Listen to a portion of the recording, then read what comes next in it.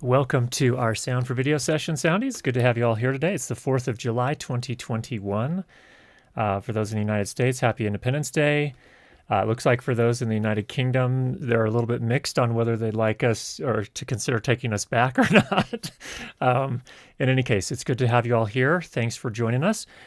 Let's go ahead and switch on over to our agenda for today, and we'll take a look at what we've got. So first up, we are going to do another run through on Izotope RX and clean up a little bit of dialogue I recorded just really quickly last night, along with some noise in it. And then we've got a whole bunch of questions that we will address today as well that were submitted ahead of time. And then if you have any questions, if we have time left at the end, we'll take a look at the chat there and see what we've got. So let's go ahead and switch on over to Izotope and we'll take a look at that as a start. So this is just a little clip that I recorded last night, and you can see, let's go ahead and close that. It's only peaking in about -20 maybe. So first thing I'm going to want to do is probably pull that up a little bit just so we can see the waveforms a little better and we can hear it closer to where it's going to end up. So I am going to open up the loudness control.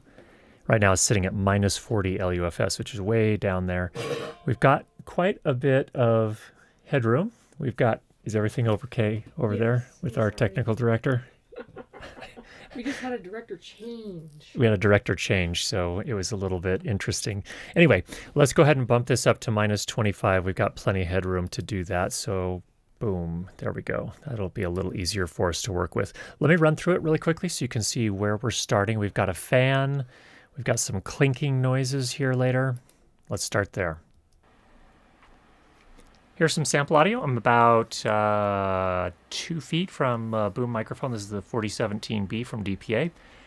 And you can hear there's a fan in the background.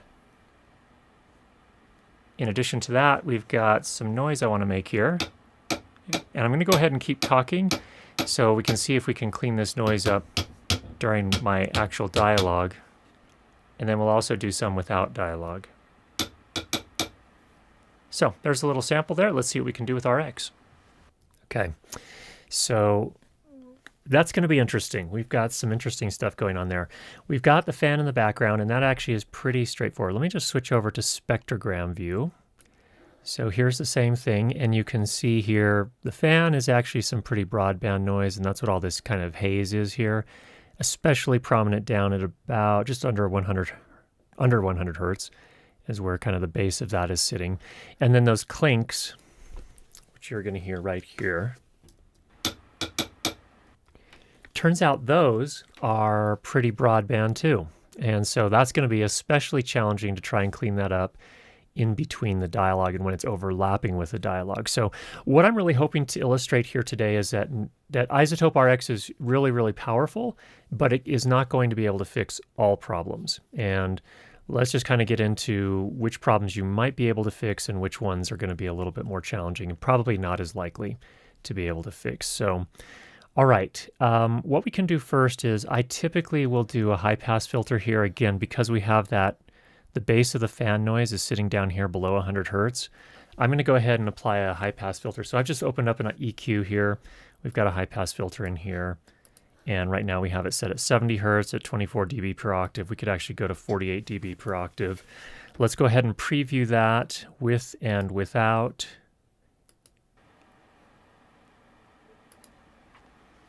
Here's some sample audio. I'm about, probably most of us are not hearing that, but it will give us some more headroom. So I'm going to go ahead and run that here. So we'll render that.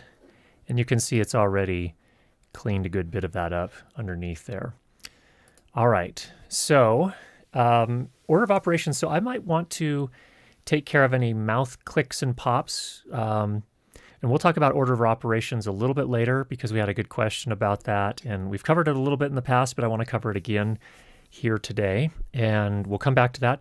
But I would want to take care of any sort of mouth noise and clicks and pops. And if there was any hum, especially with harmonics stacked on top of each other, I'm not seeing any very clear, distinct patterns of that going on here, so I don't think we have any of that to really contend with.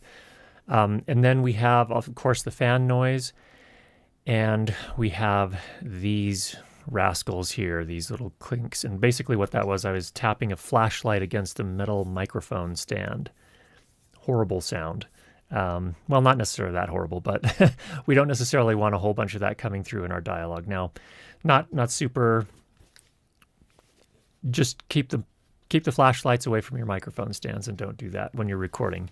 But for illustration purposes, let's see what our options are here. So I have a few different options. I want to actually take care of in terms of order of operations, I probably want to take care of the steady state noise first, and then come back and get the discrete noises.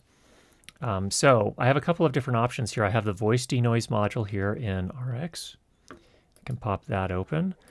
Another option I have here is the dialogue isolate. And this is only in the advanced version, but this is incredibly powerful, the dialogue isolate. And what's really interesting about it, in fact, let me just start there just to show you what this one's about and how it could easily be overused and create something that sounds very, very unnatural. But let's start there. So a few things you have is you have the dialogue gain and the noise gain. And basically, dialogue isolate will be able to tell what's dialogue for the most part and what is noise. And it separates them and gives you two separate controls, one for each. So if I want to keep the dialogue, I'll just leave that at 0.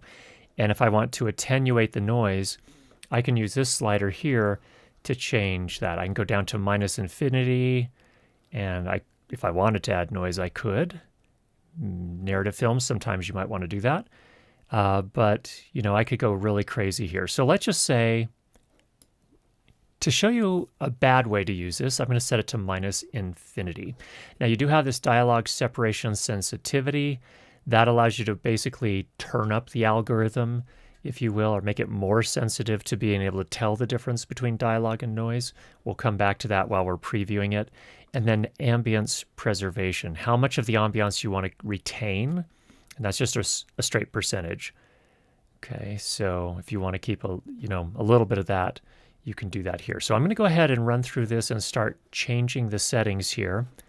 And actually, by the way, there are a couple of different algorithms you can use. Let's bump it up to advanced joint channel. And we're going to go ahead and preview and start changing this. There we go.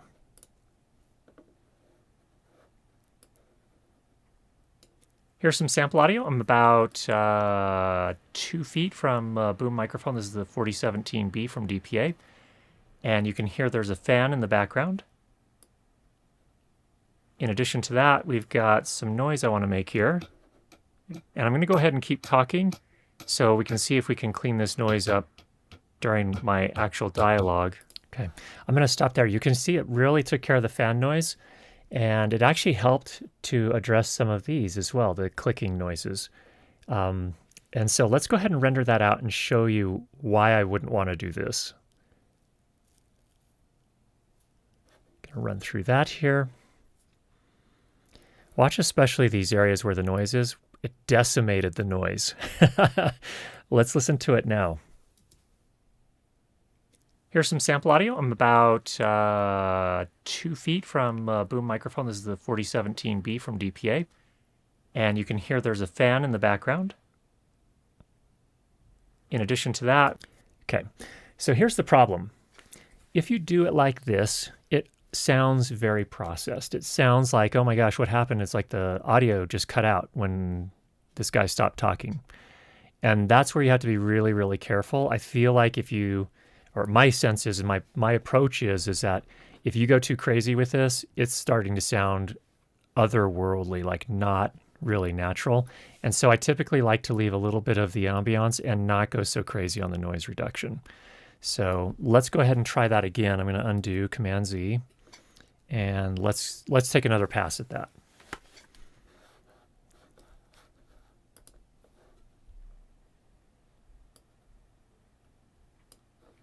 Here's some sample audio. I'm about 2 feet from a boom microphone. This is the 4017B from DPA.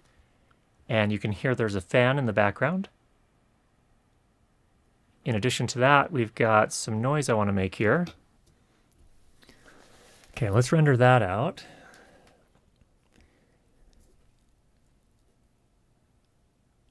And there we go. All right, you can see it didn't totally clear it up, but it made it certainly a lot less distracting. And what was interesting about the other one too is that when we did it the first time and we totally crushed the ambiance, set the ambiance preservation to 0, changed the noise gain down to -infinity, it was sounding like it dropped off. Here, and actually during the dialogue, it's like you could hear the fan during the dialogue, but then when there was no dialogue, you could hear nothing. So that distinction or that contrast makes it sound really obvious. And in this case, I think it sounds a little bit more natural. Let me run through it again for you real quick. Here's some sample audio. I'm about 2 feet from a boom microphone. This is the 4017B from DPA. And you can hear there's a fan in the background. In addition to that, we've got some noise I want to make here. And I'm going to go ahead and keep talking so we can see if we can clean this noise up during my actual dialogue, and then we'll also do some without dialogue. So there's a little sample there. Let's see what we can do with RX.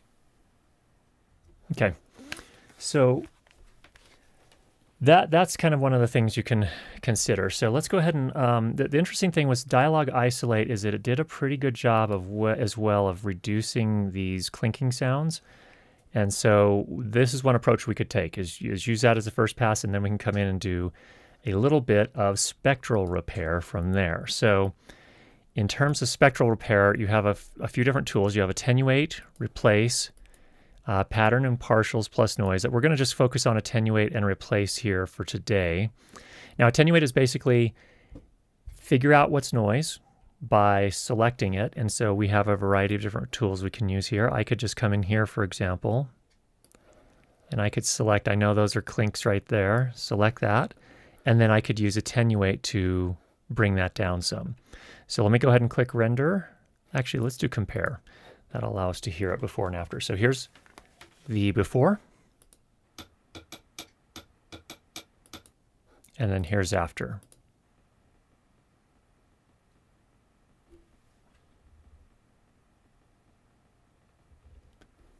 Okay, so that's one way you can do it. There's also replace. Let's close that. Get a comparison there. Here again is the original. And now here is the replace.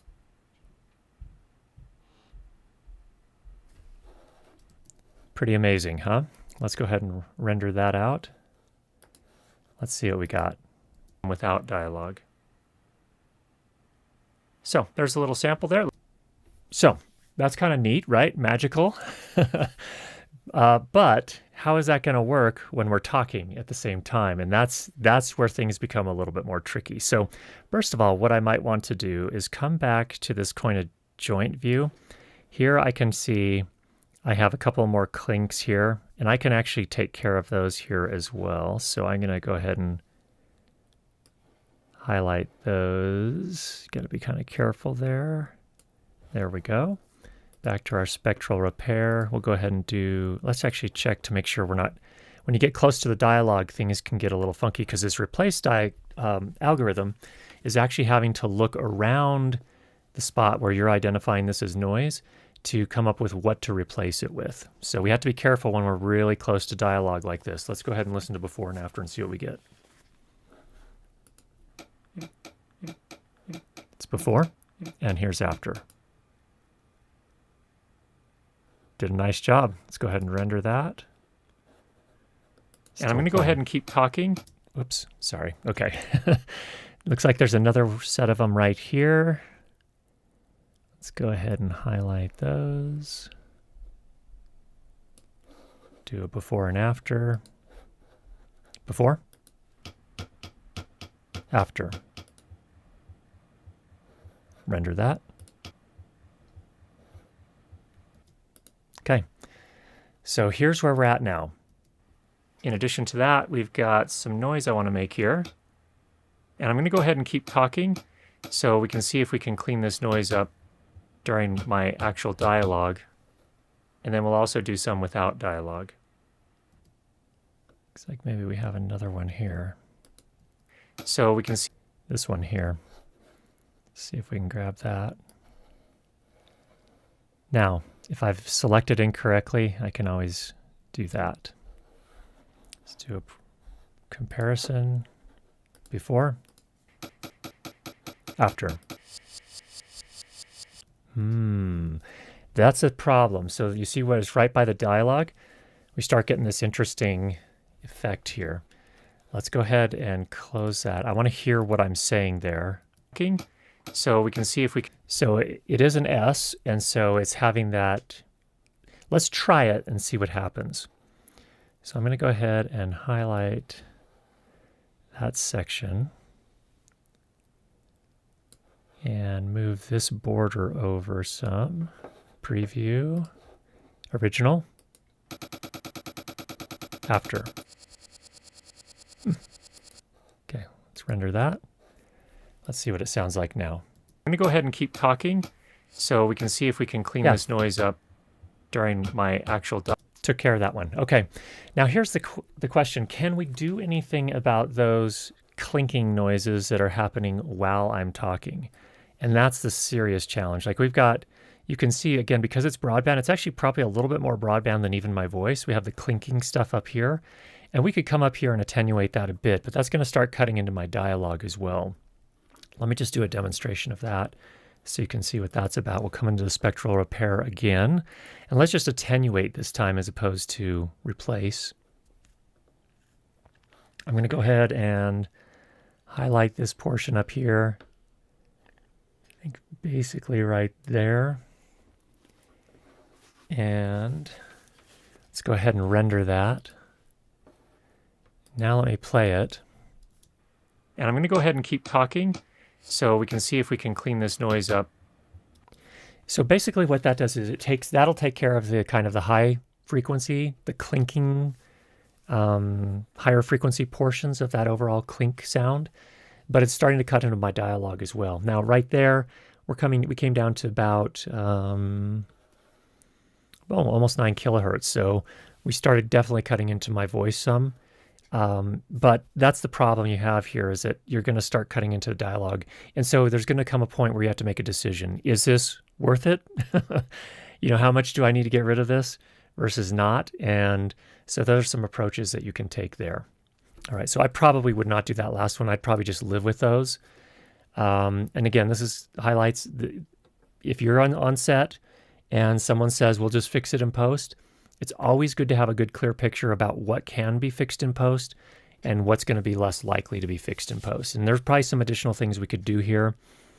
We could even maybe come into the instant process here and come in, and I could paint some of this out. I could do that there, and that'll just attenuate that some. Again, this is just going to take care of the high frequency kind of part of that. You can see it has a very distinct pattern here. I could come and do that. Let's go ahead and play it now and see what that's done to things. It's going to change it a little bit, but not a whole lot. In addition to that, we've got some noise I want to make here. And I'm going to go ahead and keep talking so we can see if we can clean this noise up during my actual dialogue. And then we'll also do some without dialogue. Okay, so it really becomes a question of what is going to help this particular video or the story if it's a narrative film. You have to make those decisions. Now, you might not even want to totally eliminate these others. You might want to just attenuate them to some extent so that it doesn't sound so discontinuous. It doesn't have this contrast of, oh, they're clinking when I'm talking, but as soon as I stop talking, it stops. And even that little paint out that we did here on the attenuation, it took a little bit of the high end, kind of the clink away, but most of it's still there. So it's always a trade-off. So there's a look at RX. We're going to come back and talk about RX a little bit more later this session, but I want to jump into the questions because we've got quite a few of them today, and some of them do have to do with this as well. So here we go. First up from Stan, does the MixPre 3 have the ability to automatically turn back on and continue recording? My SD722 had that ability. If so, I could use a timer.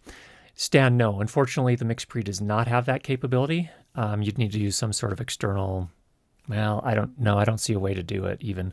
Like if you had an external power source that you could put on a timer, but you'd have to start the recording still. So unfortunately, that's not something they built into the MixPre as yet. You could contact Sound Devices support and put in a feature request, and maybe there's something they could do about that. But as of right now, it doesn't have that feature. All right, next up, let me take a drink of water because the air in Utah here is incredibly dry, and I need just a little bit of water. I'm going to switch over here to, we've got a question coming up about the Sennheiser MKH70. 1 second here.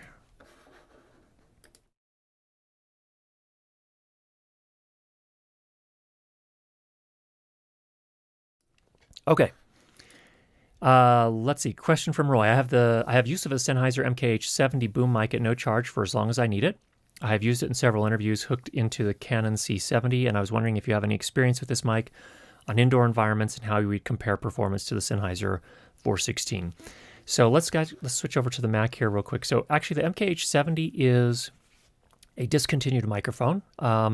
It is Sennheiser's long shotgun microphone. It was basically the sibling to the MKH 416 shotgun microphone, but it's a longer version. You can see it's a little bit hard to see here. Let me zoom in a bit. But you can see it's a longer shotgun, and it has a longer interference tube. And my sense is, Roy, I have not used it, so I don't have any insight I can give you in terms of my experience with it. But what I can say is that my sense is that it's probably pretty similar to the MKH 416, except that its puller pattern at distance is a little bit narrower. That's going to do two things. If you've got people that you're interviewing that are moving around a lot, you probably experience this, they're going to fall off more quickly. So you're going to pick up less of them as they move off axis from the microphone. So that'll be maybe potentially a downside. The upside, of course, is a little bit more isolating, so you're less likely to pick up as much ambient noise. And also, typically because of that more focused puller pattern, the main benefit of a long shotgun microphone is you can use it at a little bit more distance and still get a pretty clean recording. So if you're getting good results, I think it's a great microphone. You're going to have to watch on those situations where you have an interviewee or interviewer that moves a lot. If you have that, that's where a long shotgun microphone becomes a little bit challenging. But otherwise, if it's working great, I'd say stick with it. And especially if you've got long-term use of it at no charge, that's a great deal. So happy recording with that. Next up from Burkhard. This is a really interesting one. It was a long one, so Burkhard, I had to cut it down to kind of fit it into our agenda here. But so I kept the most salient points. But Burkhard says, in our yoga studio, we continue to encounter connection problems with our Sennheiser EW112P G4. Wireless connection problems appear as both 1, sudden complete muting of audio, and 2, very loud scratching noises. After talking with the helpful Sennheiser hotline, the only cause we could spot are the strong power adapters of our 4 Godox VL200 lights. Using our Rode Go, Wireless Go, Gen 1, we don't encounter any connection problems, and the small form factor of the transmitter is beneficial for yoga practice. Do you see any disadvantages in using the Rode Go versus Sennheiser G4? So this is a great question that I see this come up over and again, and that is, should I use the professional or prosumer level gear, or should I just use the consumer level gear for what I'm trying to do? And the answer is use what works. That's my take on it, at least, is if it works, then it doesn't matter whether it's prosumer or consumer grade gear. And it sounds like you really kind of prefer the Wireless Go and you're having problems with the G4. I would probably go with the Wireless Go. And here's the thing with the G4, for example, and this is a great example of looking at something that's a little bit more professionally oriented versus more consumer oriented. The Rode Wireless Go is super simple. You basically turn it on and you're good to go. That's basically all you need to do. The G4 is a lot more complex. You have to do a scan. You need to find a frequency that's going to work well. Then you need to perhaps fine-tune your squelch settings, and I think you might actually be running into some squelch setting issues there. You might try changing the squelch setting a little bit. But that's the thing that a professional piece of gear gives you, is it typically gives you more control, but you have to understand how the gear works to get the most out of it. So that's kind of the trade-off I see there. But in your particular case, if you're having good results with the Rode Wireless Go, then I say go with the Go. That was cheesy. That was a little cheesy, wasn't it? Yeah, it was a little cheesy. But anyway, don't get too hung up on whether it's professional or not. Go with what works. And, the thing with wireless gear in particular is there's a lot to understand about wireless gear and, what works and what doesn't work. And you have to understand antennas is a big thing to understand. How you have the antenna oriented can make a big difference on both the receiver and on the transmitter. So there's just a lot of things to consider, especially when it comes to wireless gear. So my advice is if you're getting good results with the Go, I'd stick with it. All right, next up from Leo. This is not so much a question. Leo is very excited about the Sound Devices Noise Assist. So Leo says, I just wanted to say that I have the Sound Devices 833 with the $600 Noise Assist plugin. It is phenomenal when it comes to removing fan noise, traffic noise, refrigerator, compressor noise. I know not everyone will be getting the 833 or the plugin, but it is truly remarkable, and I wanted to bring it to everyone's attention. It is made for the 8 Series and Mix Pre. Perhaps you can do a demo of the plugin. In fact, we switch over to our Mac. I have done a demo of the plugin on the 888. Now, one thing that people ask, a question that comes up a lot, and that is, it's I think a very valid question, is, what if I have a Mix Pre? Is it the same on the Mix Pre? And the answer is my understanding is that the algorithm is exactly the same on the Mix Pre. The only difference on the Mix Pre is that you only get one instance. You can only apply it to a single track, whereas on the 8 Series, you can apply it to 2 different tracks at the same time. So, for example, if you're doing a multi-person interview and you need to, you want to clean up the whole thing, everyone's inputs, you can put it on a mix track. In the case of the Mix Pre, just either on the left or the right. And then in the case of the 8 Series, you could put it on both the left and the right in the mix. So it is a great tool. The things that I've found about it, and you can go and take a look at my demonstration. I put a link in the description down below if you're interested. It's not perfect, but it is pretty impressive what it can do. I find, number one, it works best when you're close miking. So if the mic is quite a ways away, it's not going to be as effective. And second, it's best with continuous noise, like fans, refrigerator compressors, which are semi-consistent. But I mean, once it starts and it keeps going, the algorithm is pretty good at removing that, again, if you're pretty close to the mic. So in those circumstances, it can be a really helpful tool. And I've got it on my 8 Series. I have not bought it for the Mix Pre series just because I haven't had if I need it, I'll just use my 888. But you can get it for Mix Pre as well. So thanks for sharing that, Leo. Appreciate that. All right, next question from Keith. My RX specific question is whether you have any problems with it in OS X and Izotope's responsiveness to any issues you have encountered, maybe none. Also, any weaknesses. I'm going to talk about this a little bit more, but Keith, I haven't had any issues with it running in Mac OS. I'm now on Big Sur, so the latest. I haven't had any bugs that I've noticed. So I haven't contacted Izotope support to get any response. So I haven't had any experience on that. So overall, it's been a good experience for me. Any weaknesses? I'm going to hold on. If you'll hold on to that, there's actually another question about Izotope where I want to address that question a little bit later. But for what it is, I don't see any major weaknesses as long as you understand what it is and what it is not. So we'll come back to that. Next up from Jason. In the email I sent out in preparation for this session, one of the things I said is that we had, in my new job, I'm working on the first edit of a video there, and we have some fan noise in the recording, and it came because we have 2 Atomos recorders sitting just off to the side of where the main talent is sitting. And we have to have it relatively close. We're running HDMI cables, so we can't run them really far. And we pick up those fans in the audio. We're using an MKH50 as the main microphone. And, overall it's a good recording. It's just that fan noise is pretty persistent and a little bit too distracting. So what I realized very quickly is for work, for my day job, I don't have a license for Izotope. And I was getting a little frustrated. I'm like, I need to take care of this thing. In any case, that's the backdrop for Jason's question here. Your issue with the Atomos recorders reminds me that I've been seeking to find out if either of the Blackmagic Video Assist 12G HDR models, these are also monitor recorders, are better in the fan noise department than a Ninja 5 or 5 Plus. And Jason, I have not used them, so I don't know the answer to that. I did some research, and they also have fans. Again, they're doing a lot. So they have to have some sort of cooling mechanism. When I did that research, another thing I saw, and I think they still make it, but I'm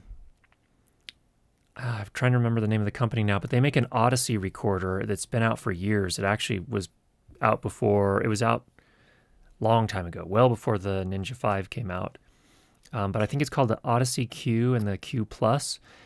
It is a totally passively cooled design. So the entire back of that unit is a big aluminum heatsink.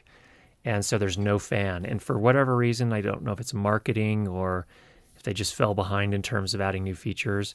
That product it's hard to find. I think they still produce it, but it doesn't seem like they're pouring a lot into it. And it was a fair bit more expensive than the Atomos recorders or the Blackmagic recorders. So in any case, if anyone out there knows and has one of the Blackmagic video assists, the newer 12G models, if you could tell us what your experience has been with the fan noise, we'd love to hear about that. All right. I think that's it for that one. Next up from Ewan. My question is actually about using timecode without any video. I'm using my F6 field recorder as a drop rig with an external battery, sometimes leaving it running for a day or more. When editing the files later in Izotope RX, I can view the timecode as number of hours elapsed since the recording started. It would be much more helpful to actually know the chronological time of day at which the recording I am listening to took place. This would let me revisit the location at a later date, having identified particular times of day that I was interested in listening to. Is there a way to adjust the timecode settings on the Zoom F6 to let me do this? And the answer is yes. If we switch over to our overhead camera here, we've got a Zoom F6 here. Before I go in there, you can see here, this has been on for about half an hour. So we started it just as the show started. And so the timecode clock reset when I turned this on, and it just started counting up from 000000. But we can change that, and what we do is we come down to the timecode menu. And there are a couple ways you can do this. You can change the mode. So instead of internal free run, I would change it to internal RTC run. RTC stands for real-time clock. So assuming you've set up the date and time on your F6 already, what this means is that when you turn this on, it will actually go to the real-time clock. There are two different clocks in the Zoom F6. And it will pick up the time of day and seed the timecode clock with that time of day. So we're going to go ahead and select that. Okay, now if we come back out, now look at it. It's actually changed itself over to, this is the current time here where we're at. So we're at 12:33 and it's counting up from there. So as soon as I press record, it's going to timestamp the start of that recording as 12:33 as opposed to 000001 or whenever you started the recording. So Ewan, hopefully that helps get you what you need in terms of making things a little easier in post for yourself. All right, next up from Tom P. When I split my Polywave audio files from the MixPre 3 into mono tracks using Wave Agent, in Premiere Pro, the audio from the clips are always panned to the left. I usually don't recognize it at first, and then I remember I need to go into each clip and move the panning to the center in order to get the audio to come out both left and right speakers. I'm not sure if the problem is a setting in the MixPre or in Wave Agent or in Premiere Pro. Another caveat is typically I'm shooting with multiple cameras and I use Premiere Pro's Create Multi-Camera Source Sequence setting to easily synchronize all the cameras and all the dialogue at once. But the audio and the clips are always panned left. Hoping you have an easy answer and that this makes sense. It does. So if we come over here into Wave Agent, just for those that are not familiar with it, this is a little tool, software for Windows and Mac that Sound Devices puts out. It's gotten a little long in the tooth. Doesn't its 32-bit float support is not there. But what it does allow you to do is come into this split combine mode, and you can actually split a Polywave file up and tell it to break each channel. So I've got track 1 and I want to put it into a file, put track 2 into a separate file, and track 3 into another file. Or you could actually even put tracks 2 and 3 into the same file if you had a stereo recording and you wanted to keep them together, but you have a lot of flexibility and you can do that. But no, Tom, there's no setting in here to tell it what it is. I really think this is a Premiere thing. And I am just getting back into Premiere. So with my day job, we use Premiere for our edits. I haven't used Premiere on my own for 7 years or so. So what I found on the edit I was working on the other day, is the audio comes in as a single channel. And what you have to do is over in the bin, when you import it, right click, choose modify, and then you want to do the channel mapping for audio, and then just switch it to a mono file for each of those audio files. And that way, when you sync them up and make a multicam clip out of it, it will play both of them back as mono in both the left and right speakers. So I think that's what you need to do. If anyone else knows better because they have more experience with Premiere, please let us know. But that's what I did, and that seemed to work. And it's from what I can tell, that's kind of the standard process. All right, next up and I apologize, my German is not so good. I think it's German. I think Ton asks, I have become more and more interested in recording music, including electric instruments like guitar and bass. Any ideas of good equipment for DI boxes and best practice for setting things up? A little off topic for you, perhaps, ? So it is a little off topic for me, but let me just show you here on my overhead camera. I just need to get this focused up. I think we're focused there. Okay, so I have a DI box here. For those that are not familiar with this, basically what a DI is it takes an unbalanced signal and it runs it through a transformer typically, and then it outputs a balanced signal. So you can run this cable a lot longer. So especially if you're doing live music, for example, but it can also be used in recording. If you need to run a long cable, it's not a great idea to run an unbalanced instrument cable really far because you're likely to pick up a lot of interference and the signal will drop off over time or over length of the cable. So DI box fixes that issue. It also changes the impedance as well, so it changes it to a low impedance, but it also balances it. So Whirlwind makes some really great boxes, converters, and DIs, and all sorts of other stuff. I've been really happy with this one. This one actually I don't use so much for instruments, but this is actually called their PC DI. And the idea with this, I bought this so I could easily get, say for example, an iPhone or something into a mixing board. So what it does is this has the input on the input end here. You have two RCA inputs, so it's actually a dual DI, two-channel DI. So I've got left and right, and then I also have a 3.5 millimeter stereo input, and then two 1/4 inch inputs. In addition to that, you'll see on these buttons here, I've got a 20 dB pad, and then I also have the ability to switch between mono and stereo. And then on the output, you can see here I've got my left and right outputs. I also have what are called ground lifts. So if I am picking up, if I've got a bunch of equipment connected to each other, sometimes you get this buzzing noise that is a result of a ground loop, and the ground lift will generally take care of that. So this is super, super sturdy. It's been great for me. I would recommend taking a look at some of the Whirlwind gear. So that's what I do have to offer. You're right, it is a little bit off topic for me. I'm not really don't mix and record and engineer a lot of music recordings. A little bit here and there as a side job. Not so much a job, but just as a hobby. But definitely take a look at the Whirlwind gear. And I know there are several people here who do more music, and they may have some additional recommendations for you in the chat. All right. Next up from Mike. In fact, Mike here, Strengths, who was in the chat earlier, may have some suggestions for you as a start because he has done some of that work. All right.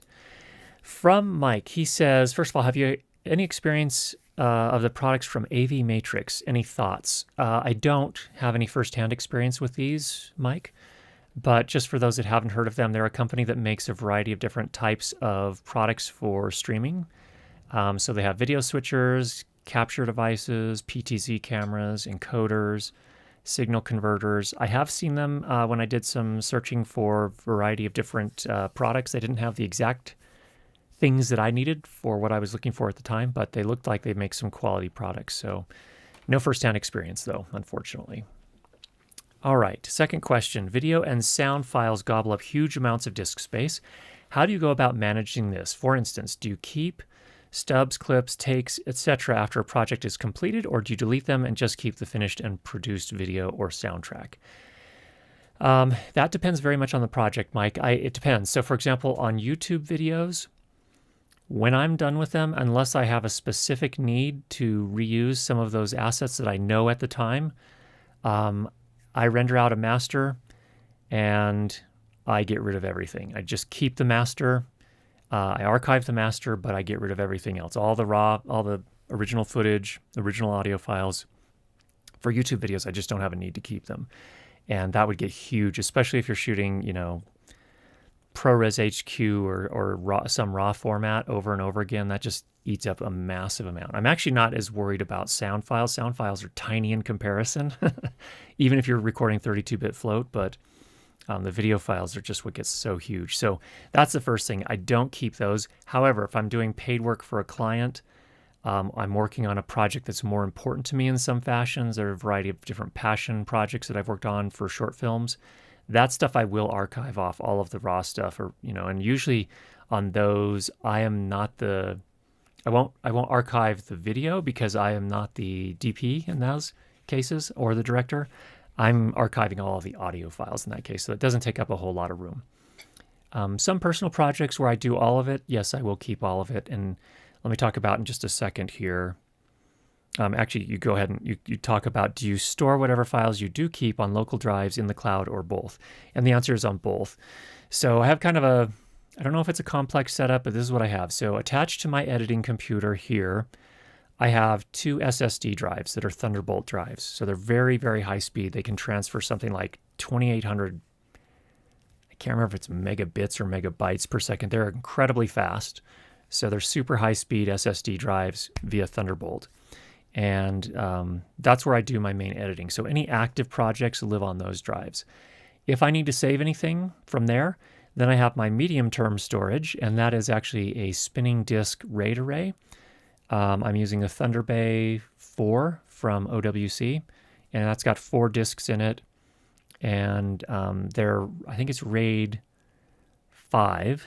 It's configured in a RAID 5 array. So I get some benefits in terms of performance, but also redundancy. And that's where the medium-term storage stays. So for basically about a year, I'll just store things on there. Come the end of the year, anything that I want to store longer term will then get put onto an external hard drive. And I have a variety of 8 terabyte drives, that I just put in a USB dock. And so I'll just copy everything off of that medium-term storage onto this backup drive once a year. Then I do have a backup regime, as you put it. I use Backblaze, which is a cloud backup solution, and that backs up the short-term storage, the medium-term storage, and all of the backup drives. So and they always alert me when it's, like, for example, I don't keep those backup drives attached to the computer all the time. And so it'll alert me and say, okay, we haven't seen this drive for 2 weeks. If you still want to retain a backup, you need to attach it to the computer so we can check to see what's going on. If you don't attach it within 30 days, it'll actually get rid of that stuff. So you can pay for a longer term storage if you need to, but as long as the stuff is there, it will continue to keep it backed up. But if it doesn't see it for more than 30 days, then it will get rid of it. So that's how that works. And that's a fairly affordable service. I think we're paying, I don't know, $5 a month or so. So it's not too expensive. So that's what we're doing there to maintain our backups. So I think I covered everything. Hopefully that makes sense, but that's how I do that right now. Next up from Hugh, what should be the order of operations using RX to clean up fan noise from a light, ambient reverb, plosives, clicks, and breaths, and the final output levels? Excellent question. We've talked about this a few times, Hugh, and I'm glad you brought it up again. I want to talk about a couple of articles here really quick. First of all, they're both Izotope articles. The first one is called Order of Operations, Audio Repair. I've put a link for this down in the description. And basically, this is an article by Mike Metley, and it's actually a fairly recent article came out on April 8th. But what he talks about, his philosophy is, I should say, that you should always clean the deepest damage first. That's what he says right here. Always tackle the deepest damage first. And by deepest, he means not necessarily the thing you can hear the most, but the thing that is most pervasive and perhaps numerous throughout the audio file. So even if the other damage is more immediately available, this is quoting from him at this point, the key is to address artifacts that affect subsequent audio. And so then he kind of outlines what he means by that. Very first, you should always fix clipping. If you have any sort of clipping, that's first. Second, he says, are stereo issues. generally with dialogue, we're not getting a lot of stereo issues because we're recording in mono, so that's not generally an issue, but there are some tools in RX to take care of that. Next up, clicks and hum. And the two things that are interesting about these is clicks happen throughout the audio file, and they are generally they're transient. They just come and go very quickly. So you want to take care of those. And then hum is interesting because hum is continuous, but in addition to being continuous, it often has what are called harmonics. I don't know if they don't really show any harmonics here, but they show in the plugin where this is the dehum plugin right here. You can actually turn on multiple harmonics. Here's 2 harmonics. I've actually seen hum with probably 6 or 8 or even more harmonics. So the dehum plugin can do a nice job cleaning that up. And then finally, you can fix the noise. And so he suggests a couple of approaches. Number 1, take care of the steady state noise, the stuff that continues throughout the entire audio clip first. So that's going to be using your dialogue isolate or your vocal, or what is it called? Let's go back over there. The voice denoise are the ones that you probably want to look at there. And then after you've done that, then you can come back and do your spectral repair. So those are that's the order that he suggests going in. And in fact, there's another article also linked down below. Again, another Izotope article. This one by Nick Messit. And he actually links to something right here. And he says, processing things in the wrong order can create problems as well. So if you click here, then you get this lovely little diagram, which is a flow chart. And it actually talks about the different things that you should clean up and the order in which you should clean them up. It's basically a flow chart. And it even tells you which different plugins you can use to fix those problems. So that is my advice, is take a look at those and see where that gets you. That should lead you in the right direction. All right, here's the question from David. Do you consider Izotope RX to be superior to Adobe Audition? And if so, in what ways is it superior? All right, I need a drink of water. 1 second here. Going to mute myself while I do that.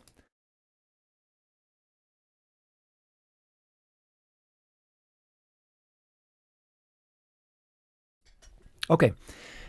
David, I think this is it's a more complex question than it first appears. It's a great question. I see Adobe Audition and Izotope as 2 separate things. Adobe Audition is a digital audio workstation, so it's sort of a Swiss Army knife type of tool. Izotope RX is a much more niche type of application, which is specifically made for cleanup. So I've had a lot of people ask me over the years, should I just get Izotope and forget about Adobe Audition or any other digital audio workstation? The answer is no.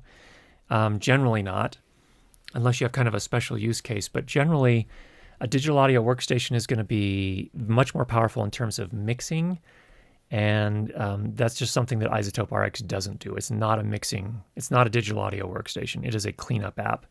So that's the first thing to consider. Then the question becomes, okay, well, Adobe Audition does have noise reduction, it does have spectral repair, it does have de-essing and all these other plugins. Couldn't I just use those instead? And of course the answer is yes. And in fact, a lot of the RX plugins you can use in Adobe Audition. So there are some superior tools. However, the dialogue isolate that we showed earlier, for example, there's nothing quite like that in Adobe Audition. Another thing that I rely on quite a bit over here in in Izotope, let me just pop back over there really quickly, is I rely on this phase plugin quite a bit. So when I have a situation, let's just go back over to this view, where I have asymmetric waveforms. So notice that this peak on this waveform is at about -3, and on the other end, on the bottom side, it's at about -9. That's an asymmetric waveform. And so what this adaptive phase rotation does for me is if I run that really quickly, you can see it evens it up. So now we're peaking at about -5 and about -6. So much more even. That's bought me some headroom here. And why headroom is important is, of course, now when I need to go and push up the loudness, I can do that. So I can pop this up to -20. Well, let's go to -21 here. And it's not going to have to do a whole bunch of limiting to get me there. So I just got myself some extra headroom. which is really important when you're trying to optimize the loudness at the end. So that's a tool that I really rely on in RX that you don't get in Audition. There's also a deplosive, a de-wind.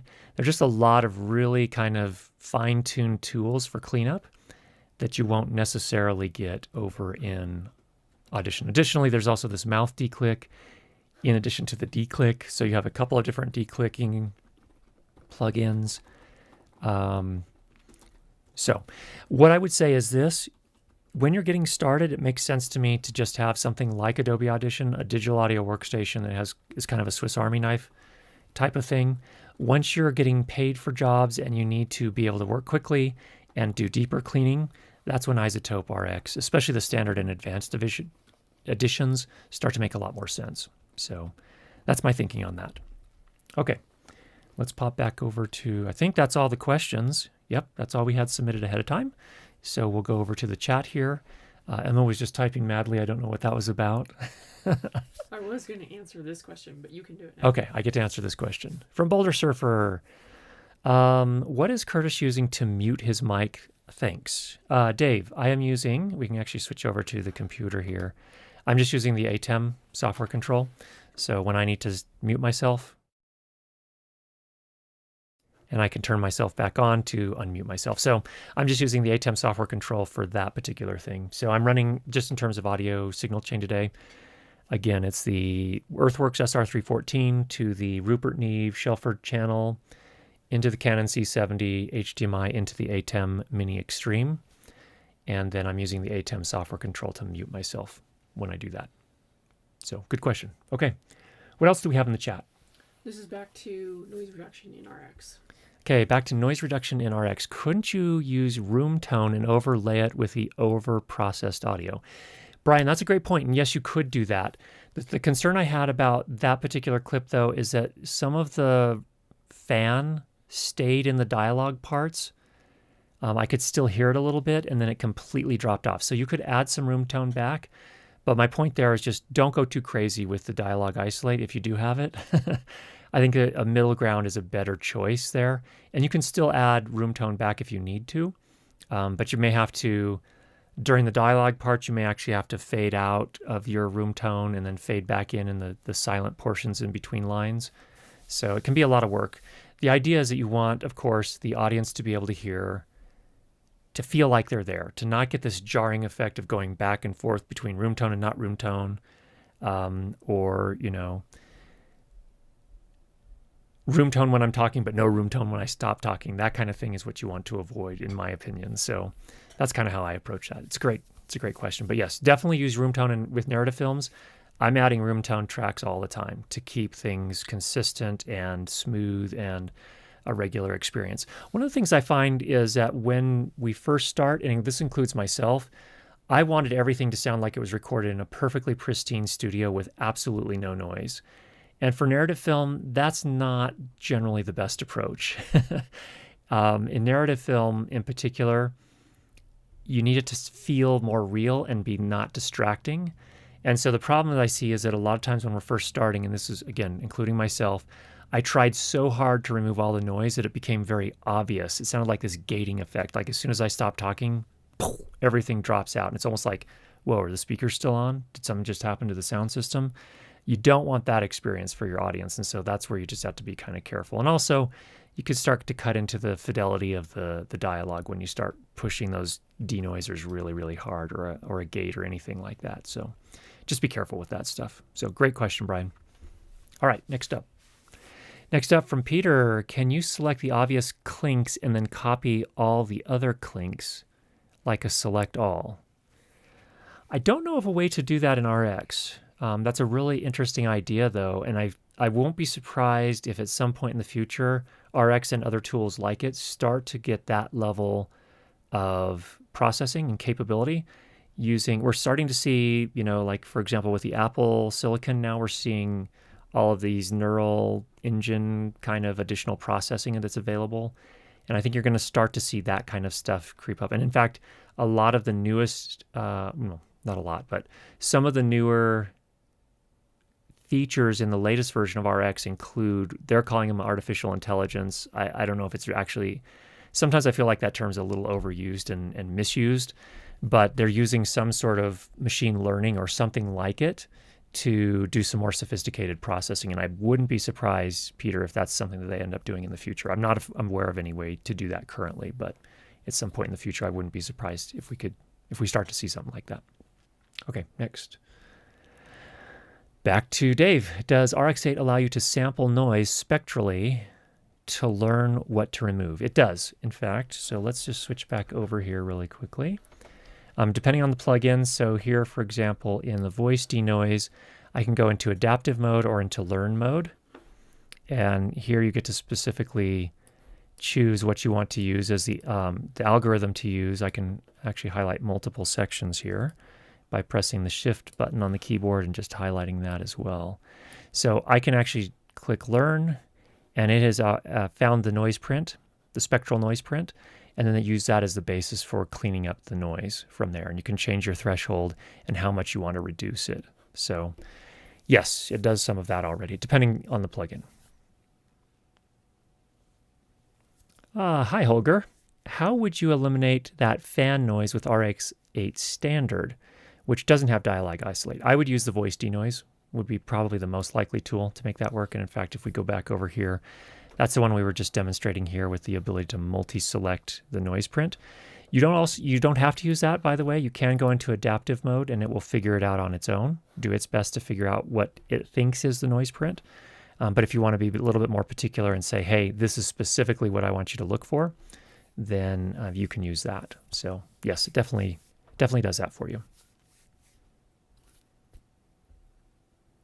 Andre, it's good to hear from you. Hello, just bought a MixPre 10, upgrading from a MixPre 6. I used to leave my tentacle connected to my MixPre 6. Since the 10 has timecode, how do I keep timecode sync with the camera tentacle jamming it? Typically what I would do is I would connect the tentacle to the timecode output from the MixPre 10 to jam the tentacle to the MixPre. And then from there, there are a couple ways you can do it. That's one way you can do it. If you really want to make things easy for yourself and you have enough timecode generators to keep one continuously connected to your MixPre,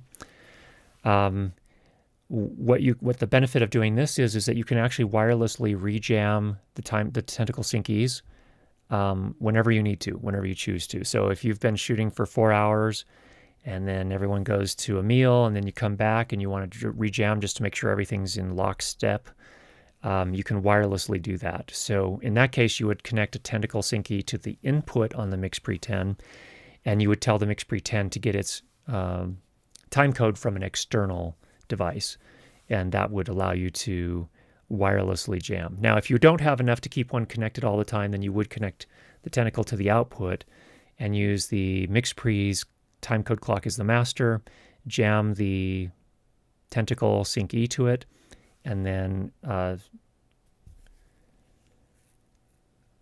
this can get a little tricky